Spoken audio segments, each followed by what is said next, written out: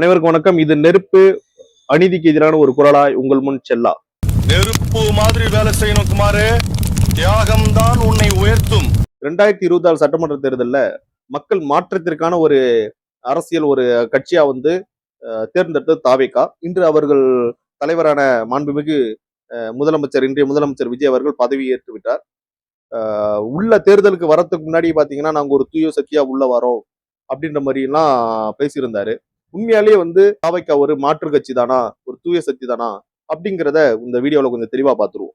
108 இடங்கள்ல வெற்றி பெற்று ஆட்சி அமைப்பதற்கு மேலும் 11 இடங்கள் தேவைப்பட்ட நிலையில இன்றைய முதலமைச்சராக இருக்கக்கூடிய விஜய் அவர்கள் ஒரு சில கட்சிகளின் உதவியோடு ஆட்சி அமைக்கிறார்.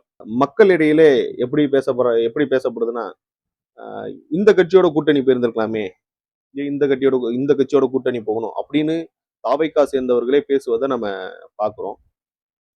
தூய சக்தியாக உள்ள வந்த தாவேகா இப்போது தூய சக்தியா இருக்கா அப்படின்னு கேட்டீங்கன்னா கேள்விக்குறிதான்.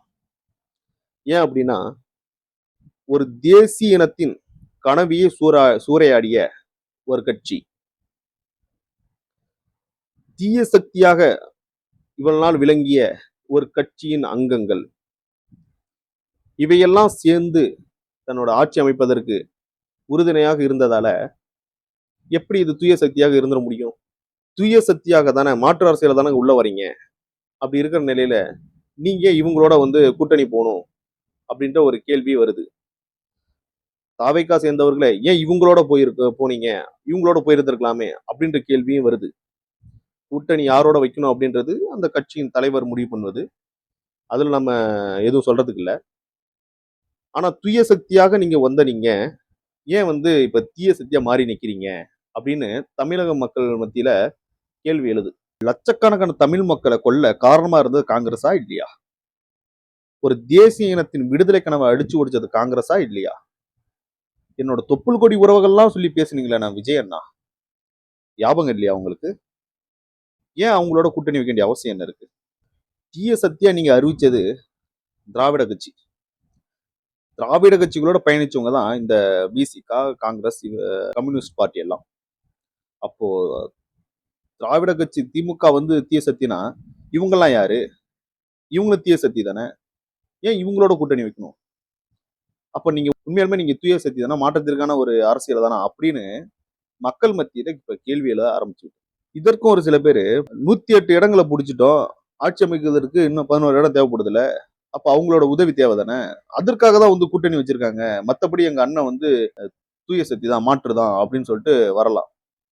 அதாவது ஒரு மாமியார் வீட்டுக்கு மருமகன் வருகை எப்படியோ அத மாதிரிதான் இந்த 11 எம்எல்ஏக்களின் வருகையும். எப்படி ஒரு பொண்ணை கட்டிக்கணும் அப்படின்னா, எனக்கு காரு வாங்கி கொடு, எனக்கு பைக் வாங்கி கொடு, எனக்கு இந்த நிலத்தை எழுதி வை அப்படின்னு மருமகன் வராரோ, அந்த அளவுக்கு மகத்துவம் வாய்ந்தவர்கள் தான் இந்த 11 எம்எல்ஏக்களும். வராங்கன்னா சும்மா வர மாட்டாங்க. இதெல்லாம் பண்ணி கொடுங்க, இதெல்லாம் எங்களுக்கு செய்யுங்க, துணை முதலமைச்சர் கொடுங்க எனக்கு, இல்லை எனக்கு இந்த துறையில எனக்கு அமைச்சர் கொடுங்க, இல்லைன்னா இந்த விஷயங்கள்லாம் இருக்கு இதெல்லாம் மாற்றுங்க அப்படின்னு சொல்லிட்டு தான் உள்ள வருவாங்க. இவ்வளவு நாள் நீங்க தீய சக்தியா சொன்னவங்க தானே இவங்கெல்லாம்.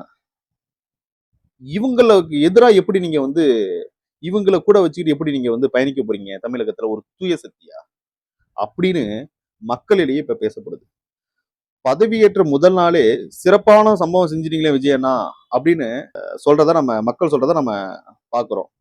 என்ன அப்படின்னா, திமுக ஆட்சி அமைப்பதற்கு முன்னாடி அதாவது தேர்தல் பரப்புரையில அனைத்து இல்லத்தரசிகளுக்கும் 1000 ரூபாய் மாதந்தோறும் இலவசம் அப்படின்னு சொன்னாரு. பதவிக்கு வந்ததுக்கு அப்புறம் தகுதி வாய்ந்த இல்லத்தரசிகளுக்கு மட்டும்தான் 1000 ரூபாய் அப்படின்னு மாத்திட்டாரு. அதே கான்செப்ட அப்படியே அசரம் மாறாம விஜய் அண்ணனும் பண்ணிட்டாரு அப்படின்னு பாத்தீங்கன்னா பேசப்படுது. தேர்தலுக்கு முன்னாடி இன்றைய முதலமைச்சர் பரப்புரையின் போது சொல்றாங்க, ஒவ்வொரு குடும்பத்திற்கும் மாதத்திற்கு 200 யூனிட்டுகள் கட்டணமில்லா மின்சாரம். நம்ம ஆட்சிக்கு வந்துட்டோம்னா அடுத்த கையெழுத்தே பாத்தீங்கன்னா அனைத்து வீடுகளுக்கும் நிறைய பட்டியல் விட்டாங்க. இதெல்லாம் வாக்குறுதியா சொன்னாங்க. அதுல ஒண்ணு, அனைத்து வீடுகளுக்கும் 200 யூனிட் இலவசம் அப்படின்னு சொல்லியிருந்தாங்க. ஆட்சி வந்து முதல் நாள் கையெழுத்து போடுறாங்க. 500 யூனிட் வரை பயன்படுத்தும் வீடுகளுக்கு 200 யூனிட் இலவசம் அப்படின்னு கையெழுத்து போடுறாங்க. இப்போ நாம என்ன கேட்கிறோம் அப்படின்னா, இது எப்படி தூய சக்தியா இருக்கும்? இது எப்படி மாற்றத்திற்கான ஒரு அரசியலா இருக்கும்? அவங்க என்ன செஞ்சாங்களோ அதே தானே நீங்களும் ஃபாலோ பண்றீங்க அப்படின்னு மக்கள், ஓட்டு போட்ட மக்கள் கேட்க ஆரம்பிச்சிருக்காங்க. மாற்றத்துக்கான அரசியல் சொன்னீங்களேன்னா, தூய சக்தின்னு சொன்னீங்களேன்னா, தீய சக்தியோட காப்பியா இப்ப நீங்க செயல்படுறீங்களே அப்படின்னு மக்கள் கேட்க ஆரம்பிச்சிருக்காங்க. இந்த நிலைப்பாட்டுல தான் மக்கள் மத்தியில பேசப்படுது. எப்படி வந்து தூய சக்தியா இருக்க முடியும்? மாற்றத்திற்கான ஒரு அரசியலா இருக்க முடியும் அப்படின்னு பேசப்படுது. இந்த நிலைமையிலையும் எங்கள் அண்ணன் எங்களை கைவிட மாட்டார், எங்கள் முதலமைச்சர் எங்களை கைவிட மாட்டார் அப்படின்றதையும் பேசுறத நம்ம பார்க்கிறோம். என்ன நடக்கும் என்பதை காத்திருந்து பார்ப்போம் நமது நெருப்பு களத்தில். நன்றி, வணக்கம்.